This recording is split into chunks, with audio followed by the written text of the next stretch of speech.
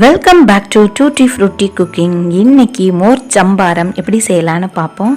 ரொம்ப டேஸ்டியானது, ஹெல்த்தியானது. இது வந்து மாஸ்டர் செஃப்பில் ஆர்த்திஸ் செஞ்சது.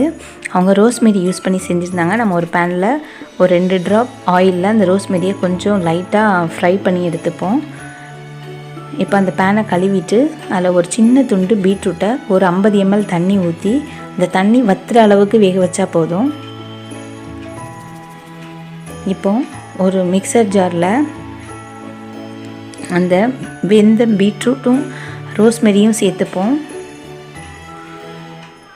இது கூட ஒரு 2 சின்ன வெங்காயம், ஒரு துண்டு இஞ்சி, ஒரு சின்ன பாதி பீஸ் பச்சை மிளகாய், கொஞ்சம் கருவேப்பிலை, கொஞ்சம் கொத்தமல்லி கீரை, இது வந்து சுக்குப்பொடி ஒரு பிஞ்ச் பெருங்காயப்பொடி, தேவையான அளவு உப்பு, கொஞ்சமாக லெமன் ட்ராப்ஸ், கொஞ்சமாக மோர். நான் 1 கப்புக்கு தான் செய்ய போகிறேன்.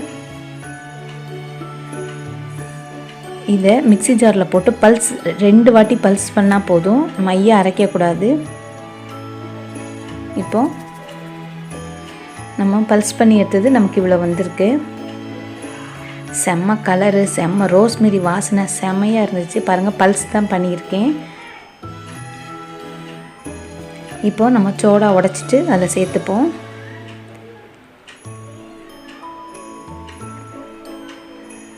அந்த ரோஸ்மெரி வாசனையோட நம்மளோட சம்பாரம் ரொம்ப சூப்பராக இருந்துச்சு.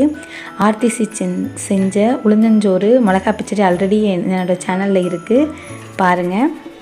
இந்த வீடியோ பிடிச்சிருந்தா லைக் பண்ணுங்கள், ஷேர் பண்ணுங்கள், சப்ஸ்கிரைப் பண்ணுங்கள். ரொம்ப சூப்பராக இருந்துச்சுங்க. அவங்க வந்து ஒரு மிளகாய் வச்சு கொடுத்துருந்தாங்க, அதே மாதிரி ஒரு மிளகாவும் வச்சாச்சு. ரொம்ப சூப்பராக டேஸ்டியாக இருந்துச்சு. கலரும் ரொம்ப அழகாக இருந்தது. தேங்க்ஸ் ஃபார் வாட்சிங்.